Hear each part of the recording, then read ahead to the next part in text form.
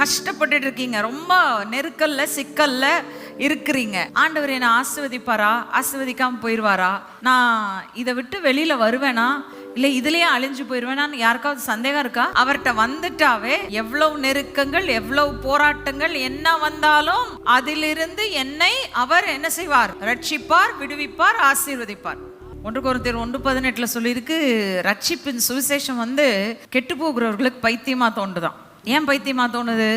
என்ன ரட்சிக்க ஒருத்தர் வந்தாரு, ரட்சிக்க ஒரு சிலுவையில மறிச்சிட்டாரு அப்படின்னு சொன்னா உலகம் சொல்லுது அவரே செத்து போயிட்டாரு, அவர் எப்படி உன்னை காப்பாற்ற போறாருன்னு சொல்லி கேக்குது. ஆனா நமக்கு தான் தெரியும், அவர் சிலுவையில நம் பாவங்களுக்காக மரித்தது மட்டுமல்ல, நம்முடைய பாவங்கள் மன்னிக்கப்பட்ட உடனே அவர் உயிரோடு கூட எழுந்தது மட்டுமல்ல, அவர் என்றென்றைக்கும் உயிரோடு கூட இருக்கிறதா நம்முடைய பலனின் செய்தி.